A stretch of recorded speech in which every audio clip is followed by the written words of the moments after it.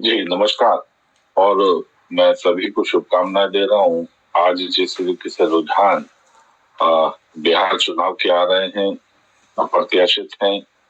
बिहार की जनता ने विकास की राह को ही चुना है, ऐसा इस रुझान से स्पष्ट दिखाई दे रहा है। जी, जिस तरीके से आपने कहा कि एंटी इनकम्बेंसी की बात, तो बेसिकली एंटी इनकम्बेंसी से तो इस वक्त में पुरानी सरकारें जो थी, पुरानी पार्टियां, वो उस दृश्य को अभी झेल रही हैं, क्योंकि उन्होंने जिस तरीके से बिहार में बदहाली के आलम पैदा किए थे और पूरे देश में सबसे निचले पायदान पर बिहार उनकी कारगुजारियों की वजह से रहा।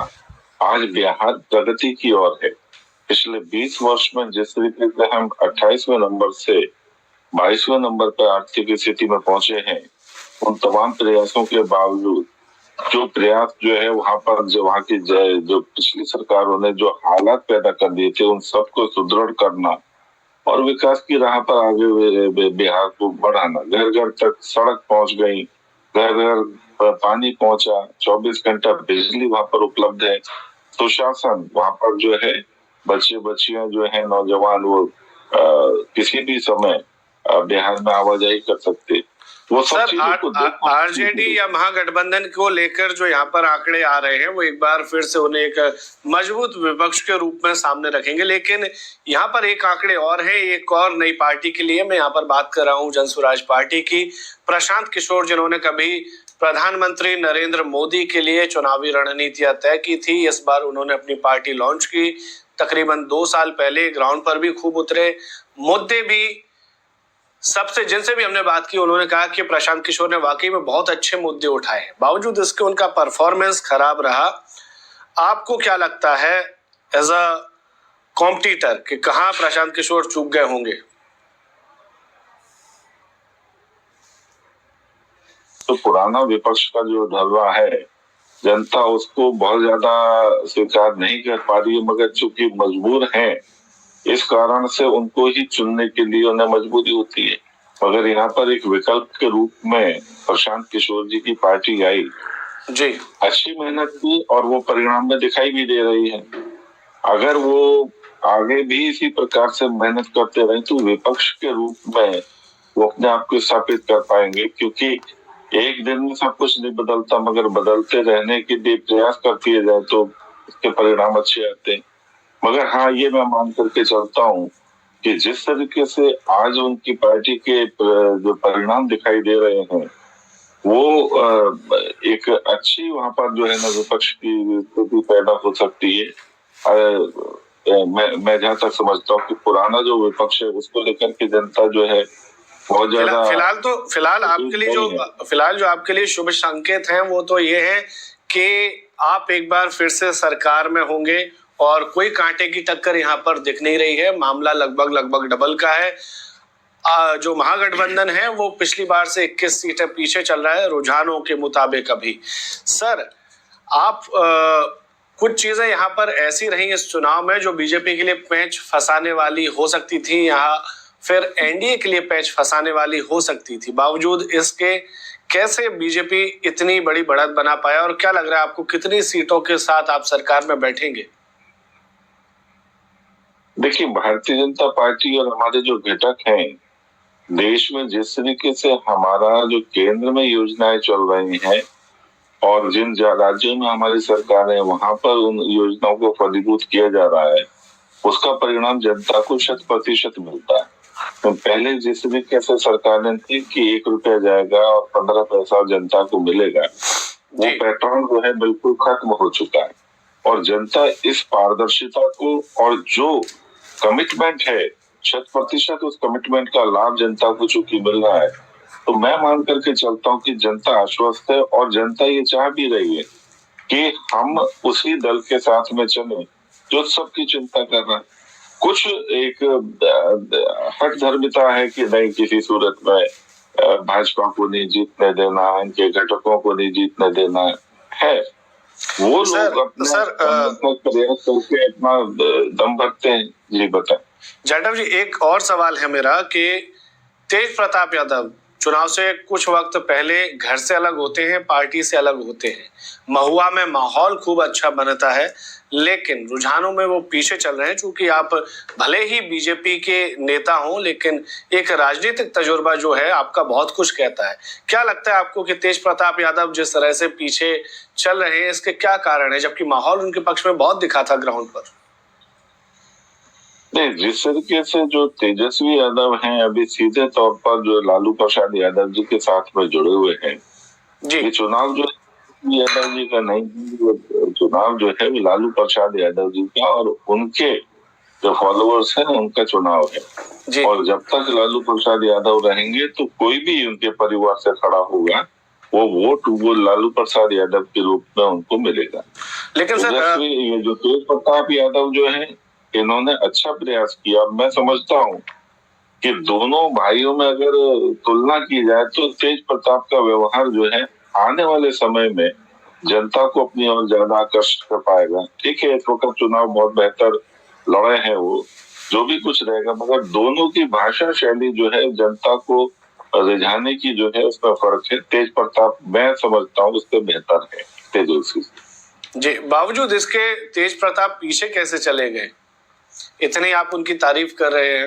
मैंने कहा ना कि तेजस्वी जी जो है वो लालू प्रसाद यादव जी का बोया हुआ काट रहे हैं जी। और जो लालू प्रसाद यादव जी ने जिस तरीके से जनता के बीच में पहले जो अपना एक जाति स्तर पर, धार्मिक स्तर पर एक पकड़ बनाई, आज उसका वोट जो है वो उनको मिल रहा है। मगर उसमें से भी अब रुझान जो है वो एनडीए की तरफ आ रहा है। लेकिन संत जी, कभी ऐसा भी तो हो सकता है कि आखिरी वक्त में जो है वायु श्रेणी की सुरक्षा मिलना और बीजेपी नेताओं के साथ नजदीकियां, कहीं ऐसा तो नहीं कि वोट बैंक उनका जो मिल रहा था वो खिसक गया बीजेपी को देख के? ये सब चीजें तो कयास लगाने की बात है। सुरक्षा की जिसको आवश्यकता वहां पर सुरक्षा जो है वो गृह मंत्रालय चिंता करेगा। अचानक से चीजें होती हैं और अचानक से कई बीजेपी नेता उनसे मुलाकात भी करते हैं, तारीफों के पुल भी बांधे जाने लगते हैं। तो क्या पैरों पे तेज प्रताप यादव ने अपने पैरों पे खुद कुल्हाड़ी मार ली कि उनका बना बनाया जो चुनाव था और आखिरी वक्त में उन्होंने जो है ऐसी चीजें करके अपना चुनाव बिगड़ लिया? देखिए, अच्छी चीज की तो तारीफ मैं भी इस वक्त तेज प्रताप जी की तारीफ कर रहा हूँ। तो ऐसा नहीं है कि जो व्यक्ति का व्यवहार अच्छा है, सोच अच्छी है, विचार अच्छा है और सही मायने में आइडियोलॉजी, जिस तरीके से आइडियोलॉजी जो है भारतीय जनता पार्टी और हमारे घटक साथियों की है, देश की जनता उस आइडियोलॉजी को लेकर के जो है भाजपा के साथ में है, हमारे साथ में, मोदी जी के साथ में जी। और तेज प्रताप जी ने जिस तरीके से अपनी आइडियोलॉजी को हमारी आइडियोलॉजी के साथ में पॉजिटिव दिखाया, सकारात्मकता दिखाई, ठीक है, वो चुनाव हारना ना हारना वो अलग विषय है। लेकिन एक बात ये भी है कि सबसे ज्यादा लेकिन संत जी सबसे ज्यादा जो है जो हमलावर रहे हैं जब तो वो तेज प्रताप ही रहे, चाहे वो आरएसएस हो चाहे वो BJP. FNU file upload system के थ्रू क्या इंपॉर्टेंस है आपको सिंबल अपलोड करने का? पहले कांग्रेस के जमाने में क्या होती थी कि जब 1 नंबर पर बीजेपी है, 2 नंबर पर कांग्रेस है, तो आपने 1 और 2 नंबर पे पर्चे चिपका दिए पब्लिक के लिए, उसने अपना वोट दे दिया। हमने ये देखा कि 1 नंबर को कितना वोट है, 2 नंबर को कितना वोट है। अभी इन लोगों ने क्या किया, 2-3 चेंजेस किए। पहले जो ईवीएम के ग्लासेस थे वो ट्रांसपेरेंट थे, अभी इन लोगों ने ब्लैक कर दिया। और दूसरा चेंजेस, अब ये लोग इंटरनेट के थ्रू वीवीपैट में एक फाइल अपलोड करते हैं, जो आप फाइल अपलोड करते होगे अपने मोबाइल में बहुत सारी बार, तो फाइल अपलोड करते हैं। अब सिस्टम वीवीपैट को ये मालूम है कि 1 नंबर पर कौन है, 2 नंबर पर कौन सी पार्टी, 3 नंबर पर, तो इसकी क्या जरूरत आन पड़ी कि आप स्पेसिफाई करो? तो ये बीजेपी के पक्ष में या एनडीए के पक्ष में कैसे चला जाता है? ये भी बिल्कुल जाएगा, बिल्कुल। अगर हमने प्रोग्रामिंग में अगर हमको नोटा के वोट को ट्रांसफर करके ऐड करना है, नोटा का वोट है मान लीजिए 500 वोट है, 1000 वोट रहते हैं, 1000 वोट प्लस भी रहते हैं, नोटा का वोट को मुझे ऐड करना है किसी खास पार्टी में, तो वो प्रोग्राम करेगा। और प्रोग्राम ये मान लिया कोई भी पार्टी इतनी बड़ी बेवकूफी करेगी कि उनके हाथ में पूरी सत्ता है और फिर इसके बाद वो जाकर गठबंधन के साथ सरकार बनाए, जबकि ईवीएम, चुनाव आयोग सब उनके हाथ में। इनके पास सत्ता। अब मैं बोलूं? हाँ, संत जी से जवाब लेते हैं। देखिए, अभी हम जिस बहस में बैठे हैं जी। हम भारतीय नागरिक के साथ ही नहीं बात कर रहे, ये तो विदेशी नागरिक है। नहीं मैं नागरिक NRI यहाँ का है। हूँ, मैं काम करने गया था। आपने कहा ना कि मैं काम NRI करने गया चुप था। होकर के सुनो भैया, मैं सुन रहा हूँ ज्यादा आपका। सुनो, तेज हाँ, प्रताप चुप का रहो। मोहब्बत भी सुन रहा कम हूँ। बोलो, कम बोलो, कम बोलो। तेज प्रताप का आप यहाँ मोहब्बत पर भी सुन बैठ रहा हूँ मैं, करके, इतना अच्छा हाँ, लगने लगे सुने आपको। जरा, अरे सुने जरा, सुने जरा। आप NRI हैं, आप यहाँ पर जो झूठे नैरेटिव जो है उसका प्रचार कर रहे हैं। वो आप लोग का आपको काम क्या है। मालूम कि क्या होता है वोट करना? मुझे मालूम है, आपको मुझे क्या मालूम है कि जो है ना बूथ पर क्या होता है, मुझे किस पता है। प्रकार से जो है ना एजेंट काम करता है, आपको क्या पता है। मालूम? मुझे पता आप यहाँ पर कुछ नहीं आपकी पता नागरिकता यार। पर सवाल उठ रहा है। गोपाल जी, आपकी नागरिकता पे सवाल उठ रहा है। नागरिकता पे सवाल नहीं है, मैं वर्क परमिट पे गया था। वाहियात बातें यहाँ कर रहे हो, वर्क यहाँ परमिट के पे गया इलेक्शन था। कमीशन के बारे में आपको बात तेज कर रहे हो, प्रताप जी ये बहुत विदेशी अच्छा नागरिक लगने हो लगे, है ना? विदेश में जाकर के जो है ना आप जो है ना काम कर रहे हो और यहाँ पर आकर रह रहे तेज हो। प्रताप जी मालूम है नहीं कुछ, मालूम है, तेज प्रताप बिल्कुल मालूम है, बहुत अच्छा लगने लग गया, मैं देख रहा हूँ। तुम यहाँ बैठ करके वाहियात बातें कर रहे हो, वाहियात बात आप यहाँ लोग पर करते बैठ हैं। करके सिर्फ स्वयं पित्रोदा का जो है मकसद जी। पूरा कर रहे हो। जी। और NRI बैठ करके हमें बतावेगा कि क्या यहाँ मैं पर जानता वोटिंग हूँ, पैटर्न मैं क्या है। पार्टी में 22 चुप साल रहो। से कैप्री हूँ, अरे, पार्टी में 20 साल से हूँ मैं। अच्छा ठीक है। क्या बात कर रहे हो? पार्टी से सुनो 20 क्या साल नाम से क्या संत है? जी, संत जी, संत जी, इन्हें संत जी, गोपाल जी, ये एक गोपाल NRI जी, को संत बिठा जी, करके एक सेकंड। और ये NRI चलिए, यहाँ के अरे जो प्लीज बताएगा। टीवी मत बनाइए, टीवी मत बनाइए, टीवी मत बनाइए। टीवी क्या आप एक चीज दोनों बताएं। महानुभाव से रिक्वेस्ट है। वैसे होता है। अरे होता क्या है बात यार। कर रहे हो? होता है। ये विदेशी SIR आदमी आकर करना। के और भारत के टीवी SIR पे मैं आप इसी लोग वाली बात सुनिए जवाब सर सुन लीजिए आप दोनों पहले। एक सेकंड आप रहिए। आप रहेंगे शांत जाके हो वहाँ पर जाकर के बात अरे करो। एक सेकंड भाई।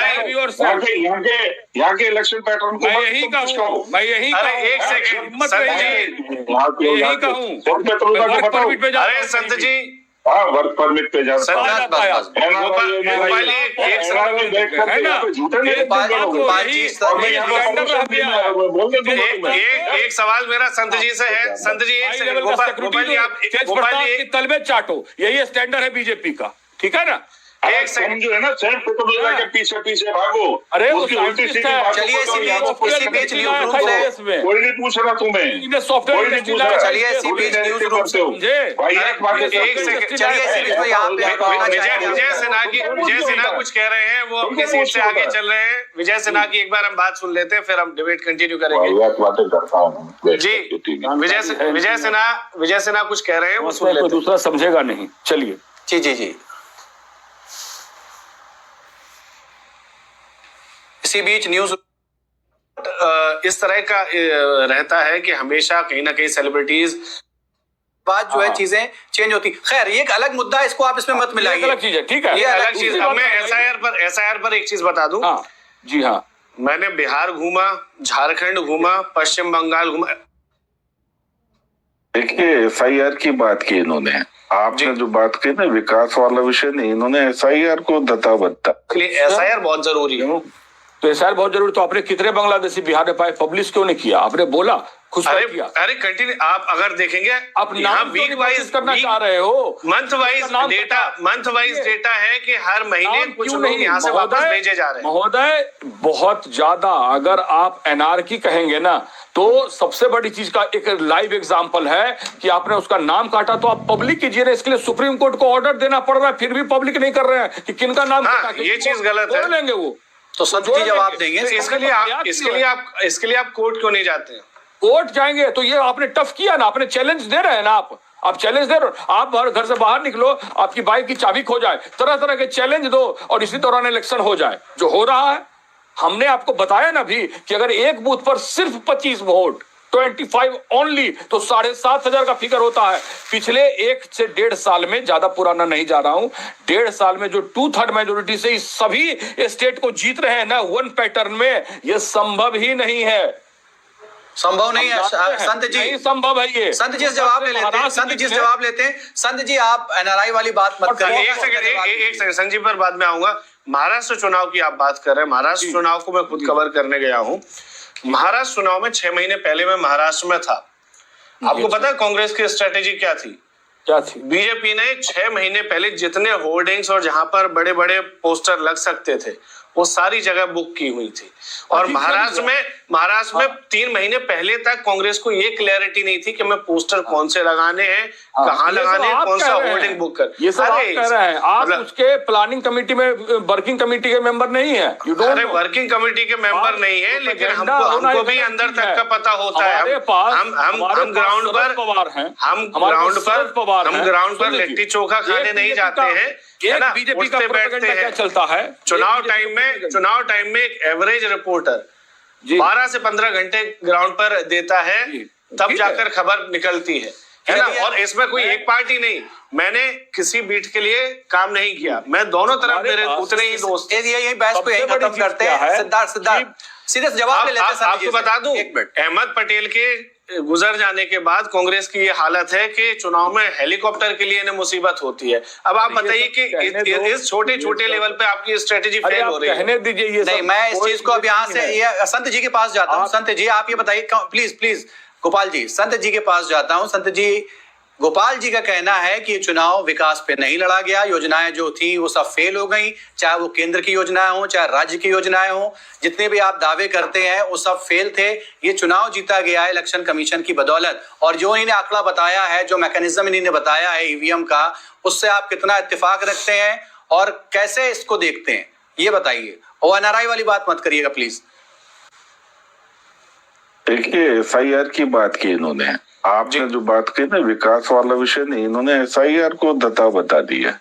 ये एसआईआर को वहां पर जिस तरीके से एक बचकाना इन्होंने बयान दिया, कहते हैं कि वहां पर सभी को जन्म प्रमाण पत्र आवंटित किए जाए। बिल्कुल किया जाना चाहिए। अरे भैया, आप जो है बीएलए की डेफिनेशन जानते हैं जी? आपके बीएलए जो हैं बिहार में बीएलओ के साथ में काम कर रहे थे जी। आपके एक भी बीएलए ने कोई इलेक्शन कमीशन के सामने दरख्वास्त थी कि यहाँ पर इस तरीके से गलत लोगों के वोट काटे गए? आप बैठ करके आप जो है, अरे सुने जरा, मैं बोलता नहीं हूँ, कर देता हूँ। क्यों बोलने दें? अरे गोपाल जी आपकी बात सुनी ना, गोपाल जी आपकी बात प्लीज बाद में डिबेट मत बनाइए। ये इतना समझदार व्यक्ति है जो सेम पित्रोदा को पढ़ाने वाले व्यक्ति है। बयान दे रहे हैं संत जी आप एनआरआई की बात कह करके जिस तरीके से मेरा अपमान कर रहे हैं और इस आदमी को प्रोटेक्शन दे रहे हैं। आपने 5 बार जो है ना एनआरआई की बात मत करना, शांत प्रकाश एनआरआई की बात मत करना, ये कह करके अपमानित किया मुझे। नहीं, ये अपमान नहीं है।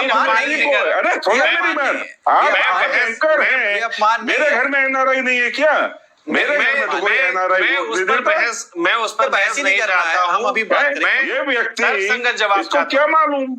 इसको क्या मालूम कि क्या किस तरीके से इलेक्शन होता है। एसआईआर पर कितना बचकाना बयान कि सबको जो है ना वो जन्म प्रमाण पत्र दे दिए जाए। आपने एक शब्द नहीं कहा से। ये क्या मतलब, आपका एक भी बीएलए वहां पर शिकायत नहीं दर्ज करा रहा और आप जो है पूरे एसआईआर के ऊपर ब्लेम डाल रहे हैं। तो आप जिस तरीके, अरे चुप रहो यार, अरे चुप रहो, वोट चोरी मैं बोलता नहीं हूँ तुम्हारे बीच में, तुम भी चुप रहो। मैनर सीखिए, चुप। हाँ, मैनर आप सीखे, आप डिबेट में बैठने की तहजीब सीखे जी, मैं सीख मुझे मत सिखाएं। और जिस तरीके से बयान दे रहे हैं आप महाराष्ट्र के ऊपर, कोई सॉलिड बयान दें। आपके पास में कोई सॉलिड स्ट्रेटजी नहीं है। आपके पास में चुनाव लड़ने के लिए पहले तो सीटें नहीं है, आपको कोई सीट देगा कि नहीं देगा, आपके लिए जगह नहीं है। उत्तर प्रदेश में बगले झांक रहे हैं आप, बिल्कुल। आप पश्चिम बंगाल में बगले झांक रहे हैं, आप बिहार में बगले झांक रहे हैं, आप पंजाब में ये नहीं मालूम कि हम महागठबंधन के साथ चुनाव लड़ रहे कि नहीं, और बात बना रहे ईवीएम का दोष। अरे भैया, आपका जो आंगन है वो पूरी तरीके से आपको नाचने से रोक रहा है। ज्यादा बीच में मत बोलो, ज्यादा बीच में मत बोलो। आज तुम अपनी स्थिति को देख रहे हो, महागठबंधन की जो स्थिति हो रही है आपकी कारगुजारियों के कारण से हो रही है, से नहीं है, आपकी नॉन कोऑपरेशन की वजह से हो रही है। जनता के बीच में कोई ब्लूप्रिंट लेकर के आप नहीं जाते, केवल आप जो है विदेश का जो नैरेटिव है उसको यहाँ पर पुश करने की बात कर रहे हैं। सेम पित्रोदा से सीखते हैं और यहाँ आकर के आप जो है न करना दिल्ली चालू बम कर देते विस्फोट में जो विरोध ये विदेश जाते हैं ना, आपका उनको प्रॉब्लम समझाओ। है। और ये जनता देख करके अच्छी 88 तरह देश हो समझ गए चुकी ना, है जो कि चाइना 20 बार आपकी गए, उनको हालत ये समझाओ। है, आपकी हालत ये है कि आप देश की प्रगति नहीं बल्कि देश को आपने देख तोड़ने लिया देश की काम प्रगति कर रहे हैं, मैंने देख लिया, जाति बम में विस्फोट बांटने होता है के दिल्ली लिए, में, धर्म देश में की प्रगति बांटने है। के लिए। पहलगाम अब हो ईवीएम गया, का दोष देंगे क्योंकि पहलगाम आपकी हो गया, दुर्दशा हो रही है। पुलवामा हो गया। अब आप जो है बोलते रहना पहलगाम है, हो गया, क्योंकि मालूम है ना कि तुम्हारी जो चलिए इसी बीच एक बड़ी खबर बता देते हैं, विजय सिन्हा जो है अपनी सीट से पीछे चल रहे हैं। सरकार बने, हमारे प्रत्याशी ने जिस तरीके से जनता ने उसको चुनाव में जीत दिला रही है या वोट कर रही है जनता, उसको हम जो है न सर माथे पर रखते हैं। अब उसमें कौन कम हो रहा है कौन ज्यादा हो रहा है, अभी तो रुझानों में तो हम कुछ कह नहीं सकते। क्या परिणाम होंगे वो स्पष्ट होंगे, मगर बहुत बढ़िया परिणाम आ रहे हैं।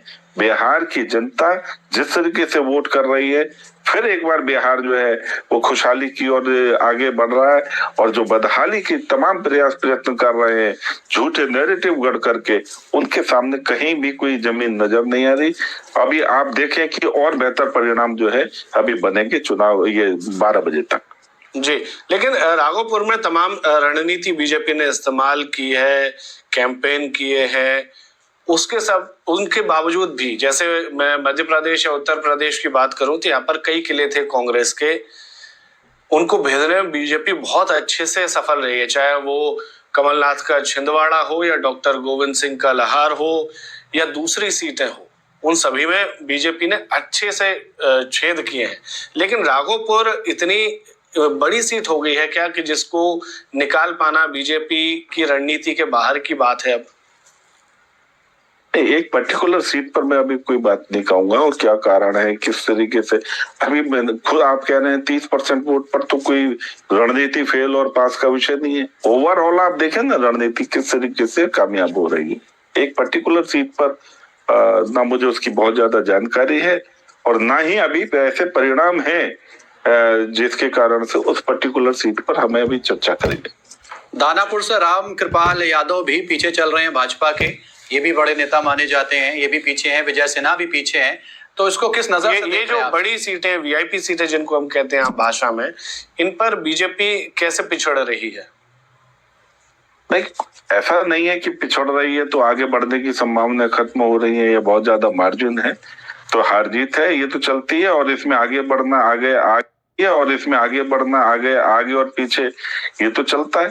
तो मैंने कहा ना कि अभी इन सब पर इस प्रकार की बातें कहना या इस बात की इस विषय पर चर्चा करना मुझे नहीं लगता कि कंबाइंड आंकड़ा आ रहा है 160-75 का, 165-72 का, ये भी आंकड़े ही है। हाँ, ये भी आंकड़े ही है और ये भी शुरुआती है, तो इसमें भी फिर इस लिहाज से तो अभी आपकी खुशी बनती नहीं है। हाँ, नहीं, खुशी की तो बात ही नहीं कही। अभी हम अपने इस परिणाम को लेकर के आश्वस्त हैं कि हम सरकार बना रहे हैं और इसमें हम और अच्छा इजाफा कर पाएंगे। मैं इस चीज को भी लेकर के आश्वस्त हूँ। मतलब पिछली बार की तुलना में आपका बेहतर प्रदर्शन रहेगा। मैं कहता हूँ, मेरा मानना तो ये है कि हम 200 के आसपास छुएंगे। अभी परिणाम है आ रहे हैं और शुरुआती की अब तो आप खुद ही कह रहे हैं कि 30% रुझान आ चुके हैं। हाँ, तो अभी आने वाले समय में और बेहतर स्थिति में मैं भारतीय जनता पार्टी अगले 2 घंटे में तस्वीर जो है थोड़ी और साफ हो जाएगी। 12 बजे के बाद अमूमन माना जाता है कि 12 से 1 तक जो आंकड़े रहते हैं लगभग उसी हिसाब से चुनाव परिणाम तय हो जाता है। गोपाल जी, एक सवाल आपके लिए है। कांग्रेस सिर्फ इस राज्य में की अगर मैं बात करूं तो बहुत सालों से एक वापसी की राह देख रही है। कभी जी